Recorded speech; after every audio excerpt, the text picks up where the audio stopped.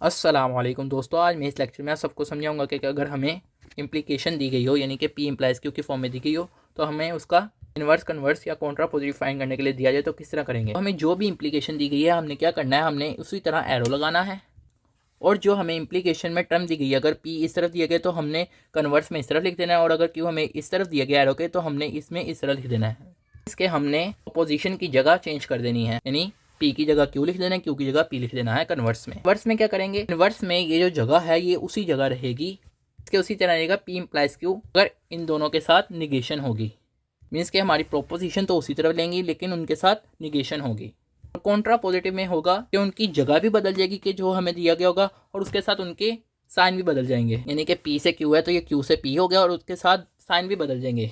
अब ये चीज़ तो समझ आती है लेकिन बहुत से दोस्त इसमें गलती कर जाते हैं। अब इसमें एमसीक्यूज आता है। मिसाल के तौर पे आपको ये क्वेश्चन आया हुआ है और आपको कहा गया कि ये एक इम्प्लीकेशन है, आपने इसका इन्वर्स फाइंड करना है। तो वो क्या करते हैं, वो यही चीज़ लिख देते हैं जिस तरह ऊपर है। तो जैसा कि मैंने आपको जो बात बताई है, इन्वर्स में जो भी साइन होगा वो चेंज होगा जो हमें इम्प्लीकेशन दी गई है उसके मुताबिक। देखिए यहाँ पर पी के साथ निगेशन थी, यहाँ पे इन्वर्स में खत्म होगी, क्यू के साथ निगेशन नहीं थी तो क्यू के साथ निगेशन आ गई। उनके साथ जो साइन होगा वो चेंज हो जाएगा इन्वर्स में। इसी तरह अगर इसका कन्वर्स फाइंड करने के लिए दिया जाए तो क्या होगा कि जो हमें दी गई इम्प्लीकेशन उनकी जगह बदल जाएगी। मीन्स के यूं, यानी कि ये वाला वेरिएबल इधर आ जाएगा, ये वाला इधर चला जाएगा।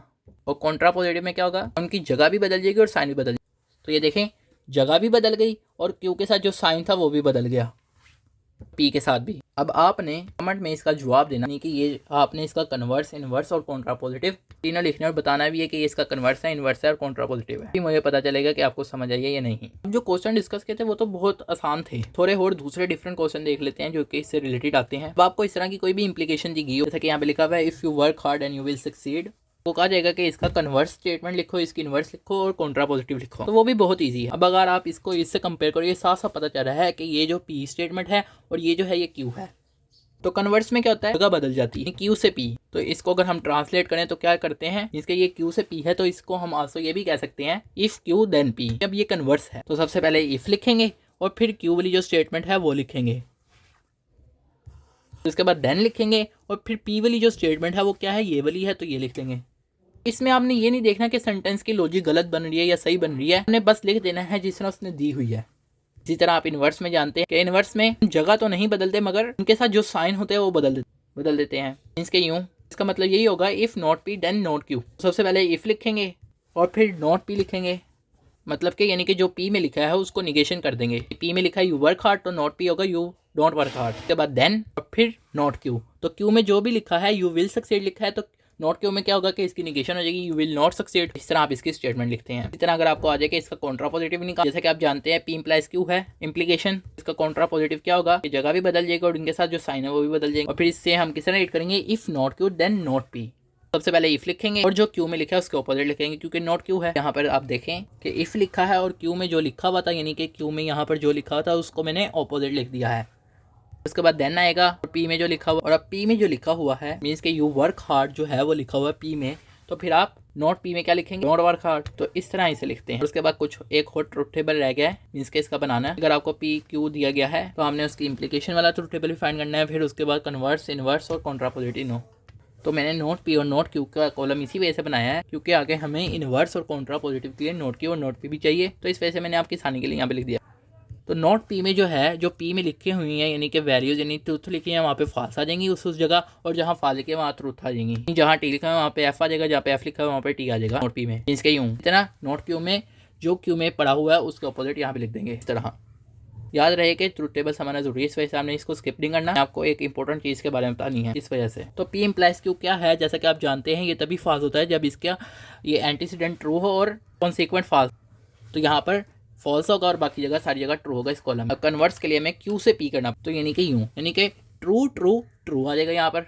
अब देखें ये क्यू से पी है तो फॉल्स से ट्रू, तो यहाँ पे भी ट्रू होगा क्योंकि ये तभी फॉल्स होगा जब हमारा क्यू ट्रू होगा और पी फॉल्स होगा, कि ये हमने पढ़ा था। क्योंकि यहाँ पे अब क्यू जो है वो एंटीसीडेंट है और पी जो है वो कॉन्सिक्वेंट है, इस वजह से। तो क्यू देखें कहाँ पे ट्रू और पी कहाँ पे फॉल्स है, तो ये देखें ये रो में क्यू जो है वो ट्रू है और पी फॉल्स है, तो यहाँ पे हमारा ये वाला कॉलम जो है यहाँ पे ये फॉल्स होगा।